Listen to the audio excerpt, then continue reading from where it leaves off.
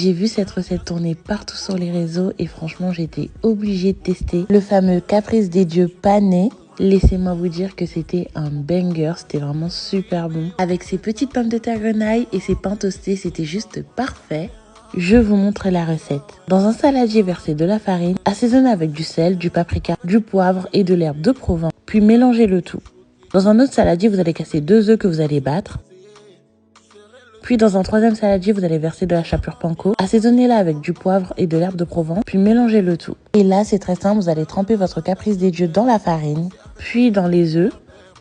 Ensuite, vous allez le tremper dans la chapelure. Pour que la panure soit bien épaisse, vous allez le retremper dans les œufs et vous allez le mettre une dernière fois dans la chapelure.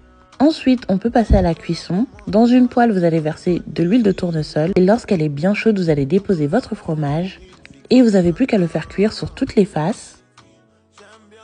Et votre caprice des dieux pané est prêt. Je l'ai accompagné de pommes de terre grenaille et de petits pains toastés. Je vous note les ingrédients directement sur l'écran.